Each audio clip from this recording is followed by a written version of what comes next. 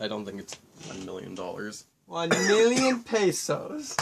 For 1 million pesos, we can welcome yourselves to the T.O.A. podcast. I am your host, Onvermel. If you can hear, if I do sound a little croakier, that is because I'm getting over a cold. So if you hear, Zacta here sounds croaky next time, that's because he got my cold. I was gonna say, you may be getting over a cold, but chances are I'll be coming down with one soon enough. Well, the amount of people at work who had it going around too. Your work or my work? Both. I was gonna say, we were both at my work today. Our work. You're still part-time, you can't call it hours. Yeah, I'm on the payroll, so... Not yet, you aren't. True. I think... I don't know. Details. But we had a conversation a few days ago. Did we? It might have been a week ago. Could have been 2 weeks ago. Did we? Yes. We do have conversations from time to time. I need to see evidence of this, but continue. Okay, I have podcasts. I literally have evidence of this. I don't remember us having a podcast of a conversation a few days ago, but go ahead. Sure. Carry on. We were talking about the Ewok adventure movies, specifically about yes. the Battle for Endor, And for those who aren't aware, yes, back in the 80s, I would assume. I think, yeah, the 80s. George Lucas, I think they were the 80s. I guess 1977 is when the first one came out, so probably the 80s. 80, and then 83, so they would have been like 84 or something. But back in the 80s, they were in the 80s. We'll just even say the 90s to make ourselves feel better. I'll stick with the 80s, it sounds older. Mid to early to late 80s. In the 80s, essentially, George Lucas made a couple Ewok adventure movies. Live call action, it direct-to-video movies. They were about the Ewok, Ewoks, specifically Wickets and such. And also you focus on a lot more of for children, They weren't like, spin-off movies that's like in theaters. They weren't Rogue Ones, they were just... I would say they were arguably a younger... targeted for a... No, I would children actually, fantasies. No, I would actually call that a family film. Children family fantasy. Well, the first one I would say was a children's fantasy movie. Because very obviously, and George Lucas, I think, has gone on record saying Star Wars was for young boys. Yeah. I actually would say the Ewok Adventures was more for young kids in general, but if not this is a family film. Well, look at it this way. Star Wars, if we're going to, when he means younger boys, I'm assuming you're kind of like teenagers, preteens, middle school to high school, right? If your voice is still cracking, you're in the zone. Exactly. Well, Ewok Adventures, I would say, is before middle school, I don't know the actual term for... Preschool? No, preschool. There's preschool, and then you actually go into, like, grade 1. Preschool. Oh, I know this. It's, grade school? I don't know. Elementary, my dear If you feel curious, we were homeschooled, so our knowledge is... More importantly, we don't have kids to concern ourselves with, so we don't know these details. But we were mentioning how, the first one is whatever, right? It's the first one. It's standard for the time. It is a nice, charming, heartwarming film of finding your family. But, I would say... finding a new family. It does fit very well with the sort of fantasy story, because it glosses... It's like, oh, where are our parents? I don't know. Let's hang out with the Ewoks and have a happy, fun time while our parents are possibly dying. Like, it is, like, also about, finding them. But at the same time, it does seem to have that sort of...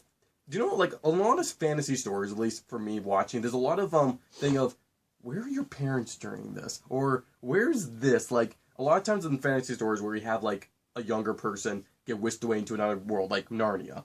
Yeah. They all go to, Narnia, and they kind of don't really care about...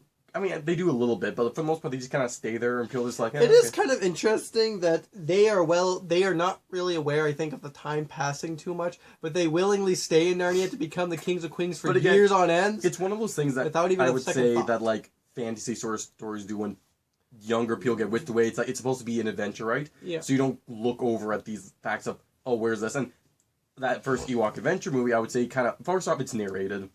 There's a traveling company with, like, a wizard, there's the woodsman, Which makes sense when the Ewoks are already established to not know English. So having the narrator tell you their thoughts makes it easier than having subtitles that we have to read, and while also keeping with the idea that we are different people, we can't understand each other. Yeah, and I would say, overall, it's more just a fun movie, right?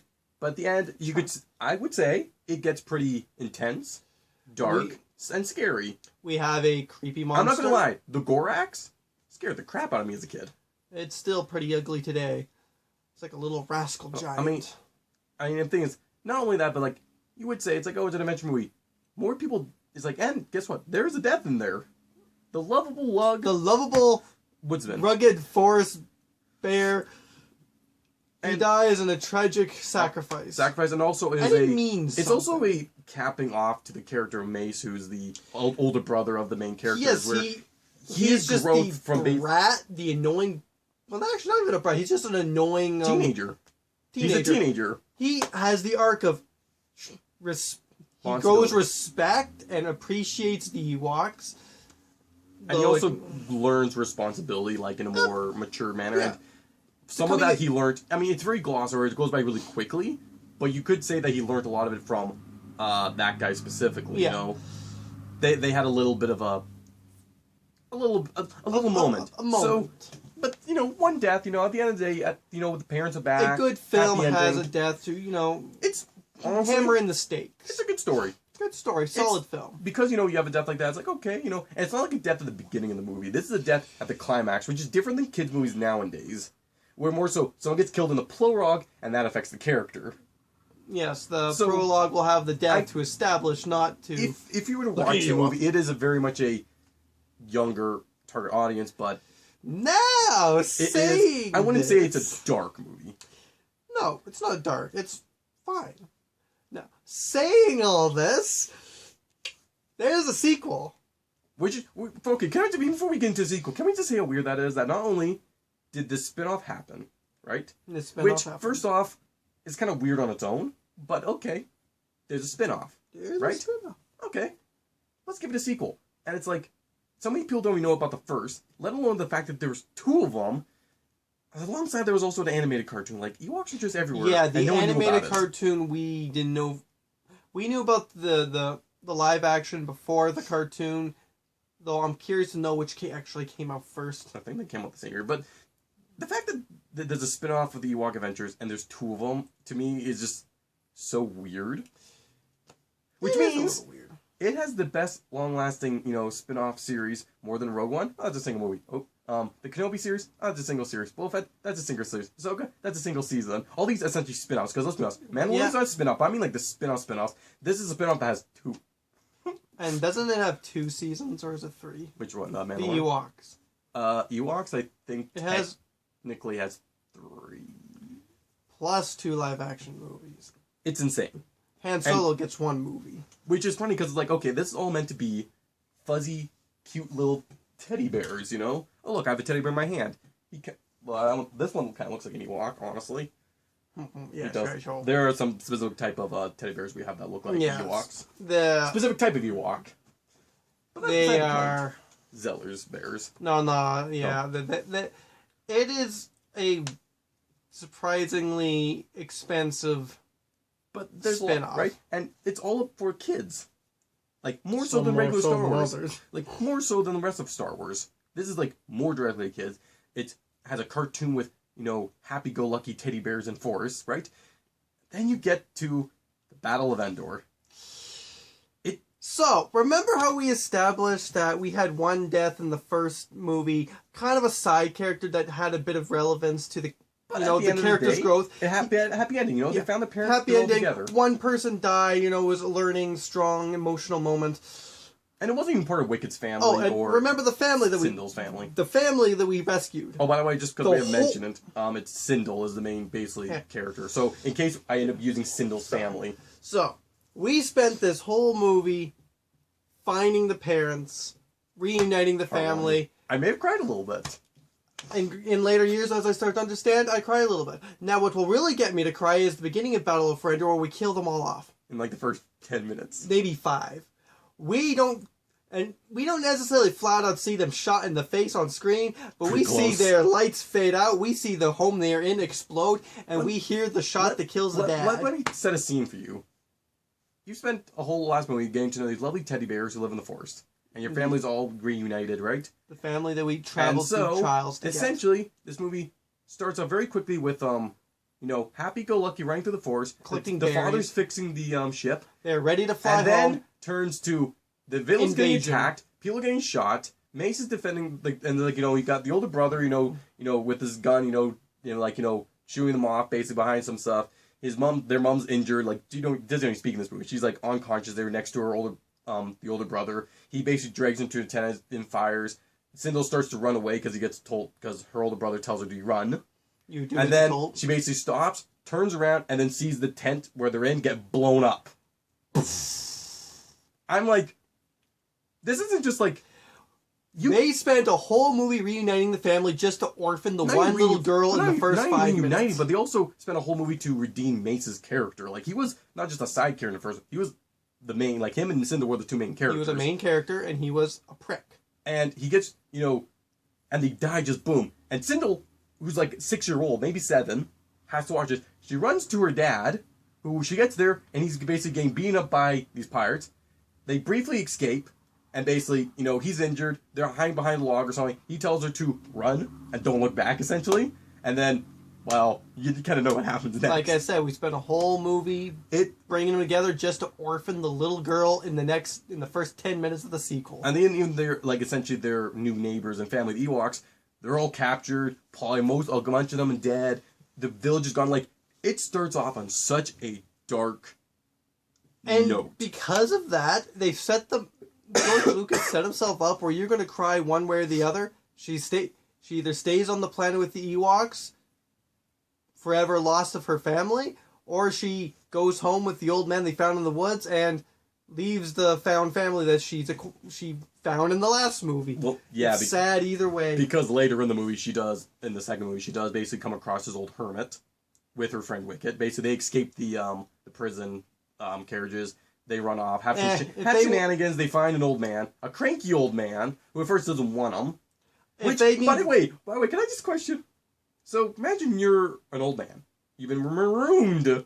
Doing the word marooned on an island, a planet for who knows how many years. He forgot. I'm going to say 30, 20. 40.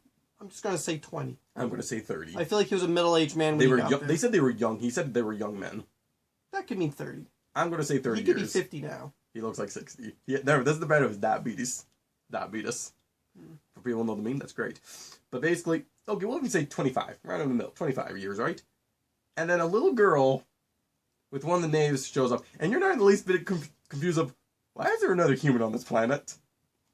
It's a good crashing zone. Maybe it does happen a lot.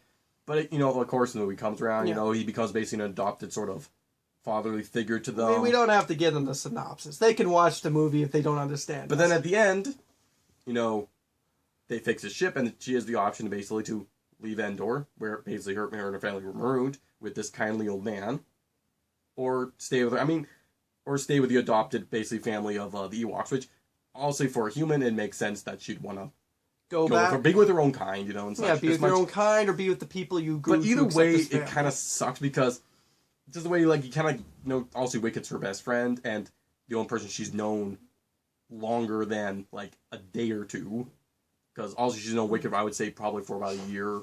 I'm thinking. And it's not even just Wicket. The whole village. The fast little thing, Teak or something. He gets left behind with the Ewoks and leaves Noah, who's been spending who knows how much time. It's like it's multiple levels of sadness. I'm assuming Teak must have been a native to Endor to some degree. No, but like Teak stayed behind, which also means he's not the only person losing the family he's acquired. Yeah, so it's like it's sad. This movie starts up probably one of the darkest, heaviest notes I've ever seen a kids movie start in, like where it's just like not only dark but brutal. This movie learned ends in such a bittersweet. This movie is what I would call, and I'm sure you must have played a hand in it somewhere, a live-action Don Bluth film. That's how I see this movie. Like you say, the 80s were different for kids' movies. They don't make movies like that anymore. And I'll be honest, the movie has problems. It's a little awkward. It has full-on witch in there. I'm like, okay, it's like, if you look at it as a Star Wars movie, you're going to have problems. But if you just look at it as its own, its own little space fantasy sort of film, or just as an Ewok film, it's fine.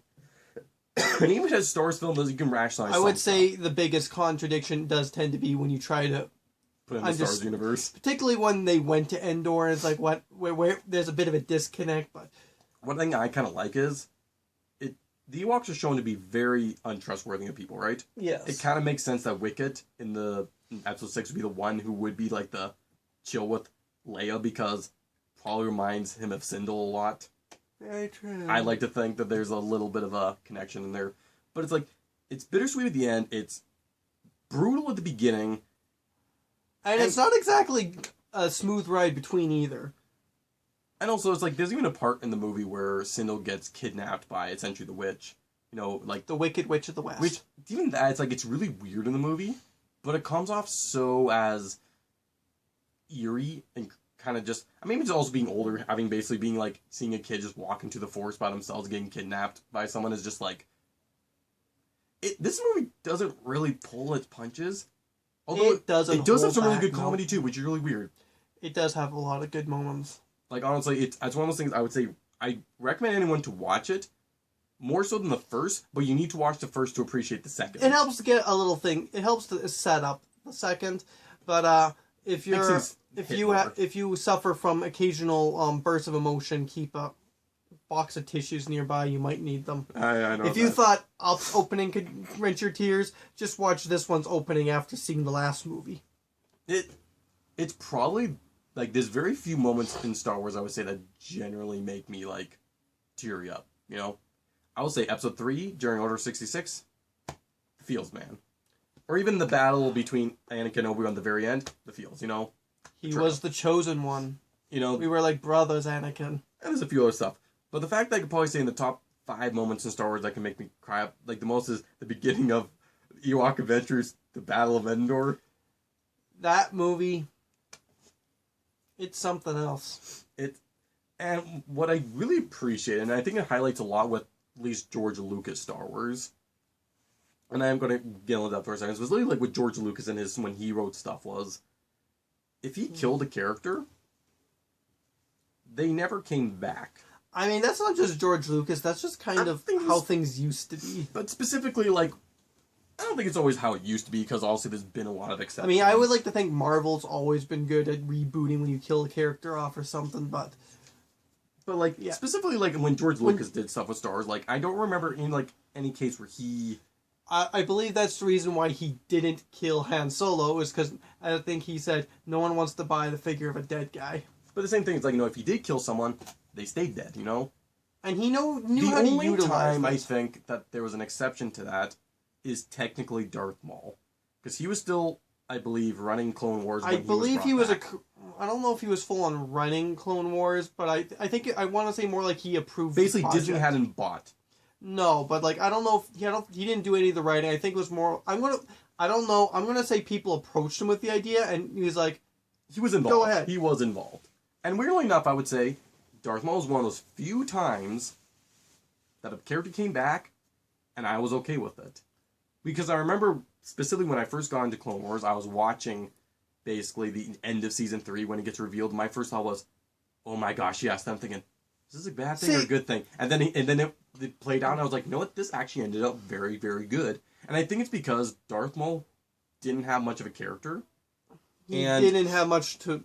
And bringing him back, I think, made Obi-Wan's character in the Clone Wars so much more... It gave more purpose. I would also say it worked because it was a TV show, not another movie. Because you got to think, we ended up with like 6 or 7 seasons. That is true. TV shows do. And it's widely accepted or acknowledged in the first of the prequels. Only 2 there are, a master and apprentice. Kind of leaves a kind of a...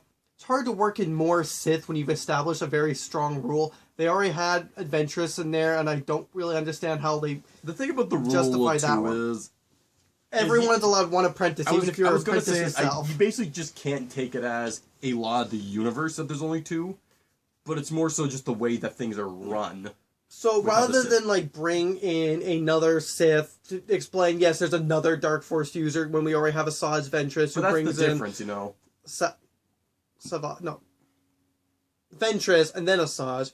This was a way of doing like, oh, he didn't technically die, so now we can have another Sith Force user without having to explain, yeah, there's another one. But like I said, it's like, I will say this though, ever since they brought back Darth Maul, it does feel like that it's slowly been opening the gates to Star Wars of bringing back dead characters. I don't think it's happened very often, But we have a hard time killing them now. But it's like, you look at Ezra and Thrawn. Yes. Now, obviously, at the end of the Rebels, Dave Filoni intended to have them come back, right? That was a bit of an ambiguous ending, and let's be honest. At that time, I would say there was still a lot of love for some of the old extended universe, so it was probably like, Thrawn could potentially come back after the Empire fell, It was left ambiguous, so it's like, okay, they can come back, right? Ahsoka in Rebels, I know basically after it's like she kind of gets like toyed with the idea that like, okay, people think she's it, but she's not there, because the end of that episode 2 did show her walking off with the owl and thing, so it was like, it wasn't like episodes went by sort of thing. No, there was a point where she did technically die, and then Ezra came and saved her in a later episode. Chronologically, yes, she technically would have died, but in that episode where she fights Vader, basically you don't see the aftermath, right? You just see Vader walking out injured, right? But you also, I think, technically see Ahsoka very distantly walking into the away the other direction, sort of thing. Like, it's not one of those things where you're left like after episode and after episode going. Like, don't get me wrong, that was very much, I would say, planned in advance. But again, you're getting to this thing of, okay, the world between worlds you can't really. I'm not going to say it's time travel. I more so would say it gives you a look into a different point. See, well, I don't have a problem with Ahsoka being around and all that. I like her as a character. I do think that episode really would have worked better if they had killed her. Specifically because it was Darth Vader she was fighting. If it was anyone else, I'd be like, that's a cheap shot. I don't think she had much more character growth after that. But again, it's like, at this point, it's starting to feel like characters are staying longer than they need to, right? Ahsoka could have died there, and possibly she should have. And then you have Boba Fett, which, don't get me wrong, as much as I love Boba Fett, and I actually did like Boba Fett series, and I love his appearance in The Mandalorian. Mandalorian, great. Boba Fett needed more helmet. But again, the point being is, he is basically a character that died, and that was brought back. I mean, he wasn't brought back in a way, more so it didn't feel like, oh, he did survive that. No one said he died, but he survived that, which is like, let's be honest. Done that again and again. It was also done in the expanded universe, so at least it wasn't their original idea. The expanded universe, there's contradictions, issues. Well, of course. That's basically, you have to take all of it with a grain of salt. Even still, you can definitely tell, like, oh, well, other people have come up with ways to survive, we'll use this. But the kind of weird, the feeling I'm getting is that with Disney having Star Wars and anything, and I'm simply with regards to Star Wars and such, like that characters dying isn't staying much of a.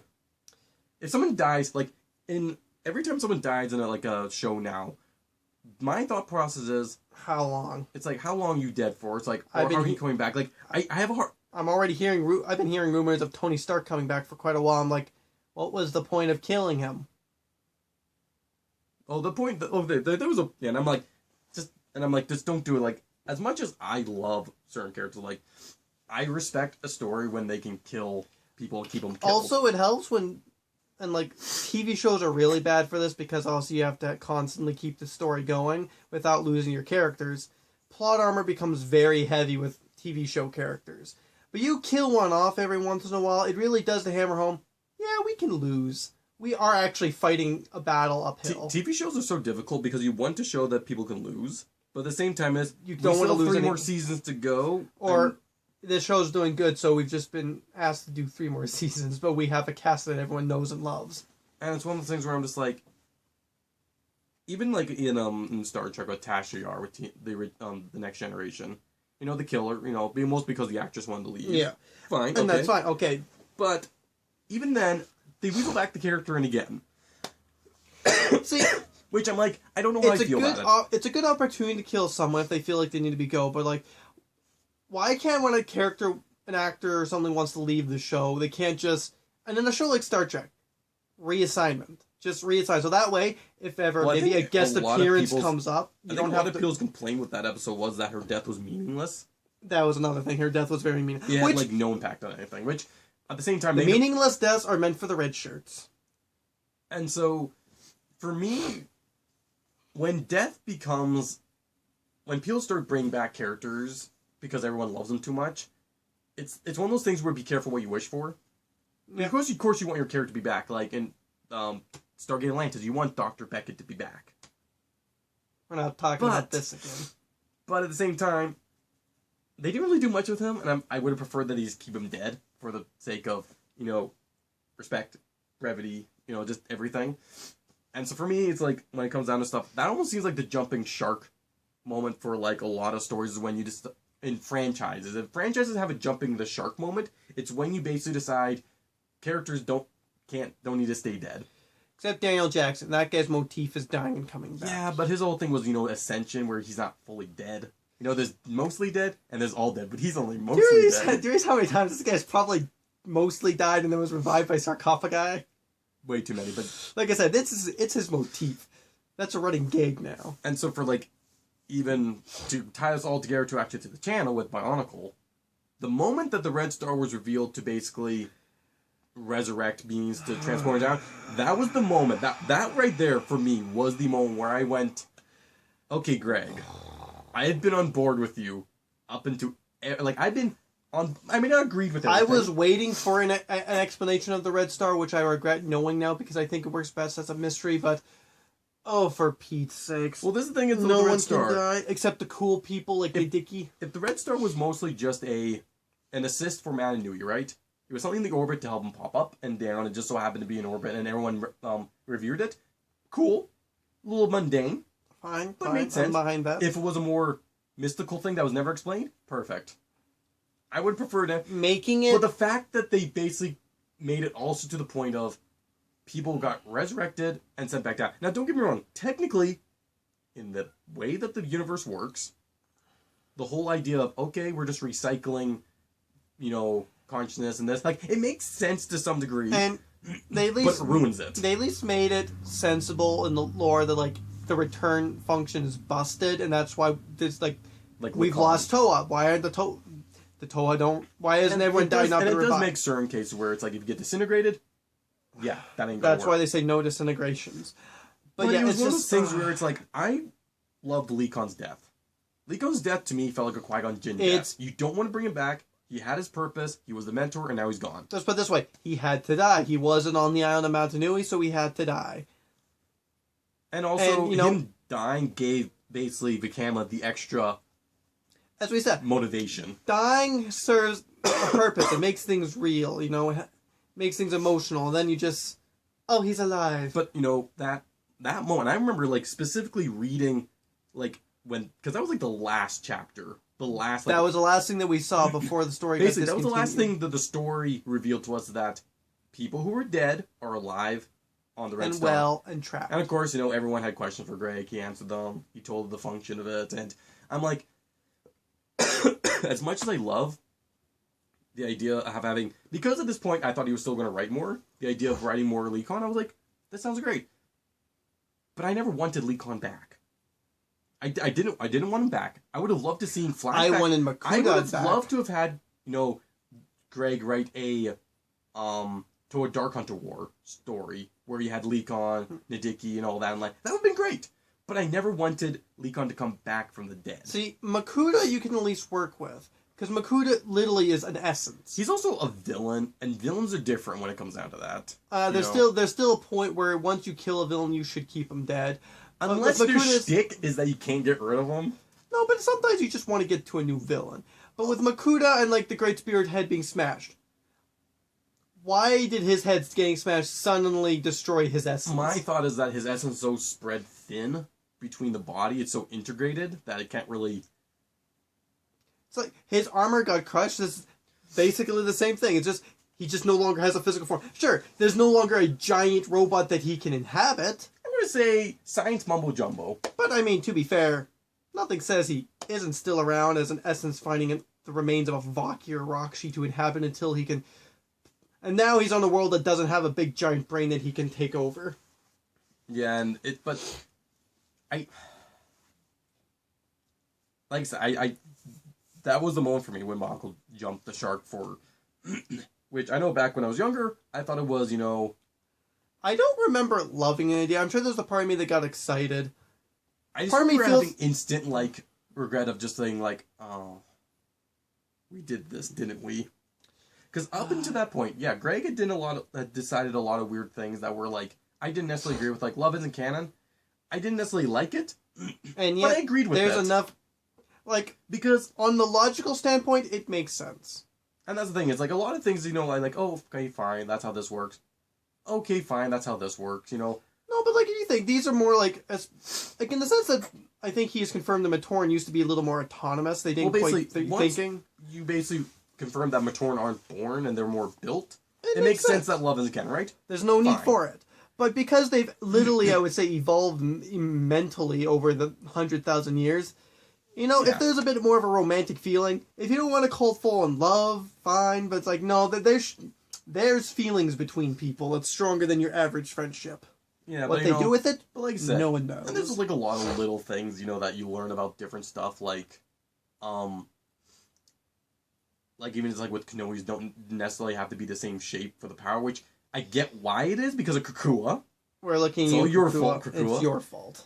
But I don't like it. How the T.O.A, Greg basically said that none of them have the shape of their power, except, I guess, Iruni, but they all have in their shape of T.O.A that they're honoring.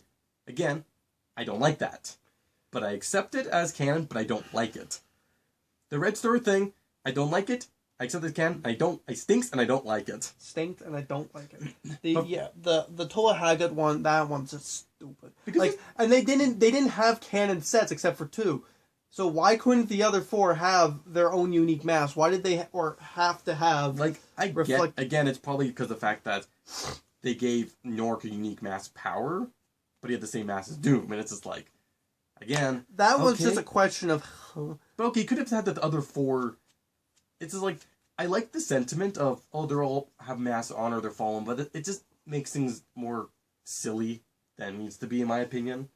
Because now we have images of the masks that they're honoring, but you still don't have canonical versions of their actual mass-powered masks. Very annoying. And I don't like it, so. And let's be honest, before. I also have some issues with those whole contests in themselves, but that's a conversation for another day. But one of the last things I want to think about, mention about with Bionicle is before the Red Star, they went to the Red Star, before they saw Traga look on. Before that, was there ever a case of someone in Bionicle coming back from the dead? None. Technically, Jallo's the only one. However, that was in the movie. It's like, first off, that was made for the movie. Second... And actually, I would say that line Greg had would probably work... Not Greg. Christian Faber? George Lucas would probably work very well. No one wants to buy the dead guy. So you had to bring Jalad back if you wanted to sell the toy. Because it was from a movie specifically, and it's like... It's a toy commercial. It was a toy commercial. Also, I do think in that first 3 years, because Bonk had a lot more mythical, magical kind of feel to it, it was less science fiction and more fantasy a little bit. You had a little less hard science, right? Yes. So the fact that the being of darkness, more just with the being of light, can bring back someone from the dead, to me just seems fitting. I never questioned it. It would have been more fitting if this was an event that happened for the Mask of Life. Because to me, it felt like, well, obviously, but to me it always felt like, when dark and light become one, they brought balance to the Force. They basically connected with Madanui, right? They had a direct line, and Madanui essentially was the god. So this is Madanui basically granting you life. I like to think Takanuva just sacrificed some of the Makuta part of him, like, well, since I've got all this extra life in me, let's pump a little back into this body. And don't get me wrong, that was always a bit of contention about why he died. Also, just that unlucky mask, I tell you. Also, it's not like a human where you're just going to stop breathing, and after a little while your brain's going to die. I'm going to say 70% mechanical. So just breathing kind of like a new pulse into the organic parts. I can believe that you can bring a Bionicle back from the dead with the right tools. Just don't look better too than closely at it. But outside of that one incident. Now, don't get me wrong, there's not that many deaths in Bionicle. Nidiki, dead. Crackup, dead. Like, they're dead. Lekon should be dead. Dead. Sidorak, we're pretty sure is dead. I'm pretty sure Botar's Kitogu dead. killed him. That was a move they regretted. Matoro, salute him.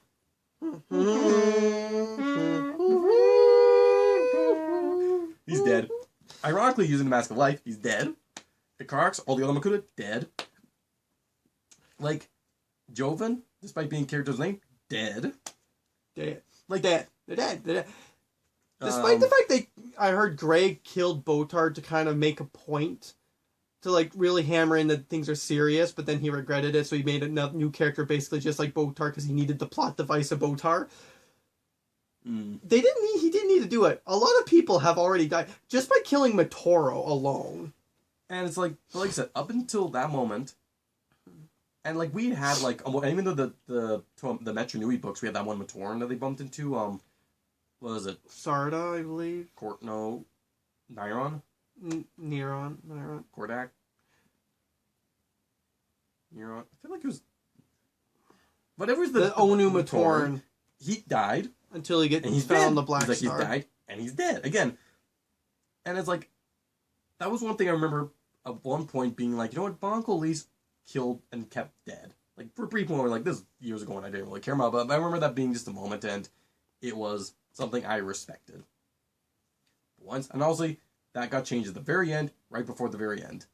Also, Tuma, he dead. He died. Tuma died. He's dead. He's dead. He's dead. He's dead. So, in summary of all this, Ewok Adventures, hardcore. Very hardcore. Jump the shark. Watch the Ewok Adventures. That's the takeaway. That's the takeaway of all this. Watch out if you want to watch something that's just going to kill people. It's better than any of the modern Star Wars, so... I'm not going to completely agree with that, but... A Star Wars argument can be for another day. I mean, it almost had a lightsaber duel, too, just minus the lightsabers. You're not completely wrong. But anyways, everyone... thank you for listening. I've been your host, Onvermel. This has been the T.O.A. Podcast, and we are retiring from the night.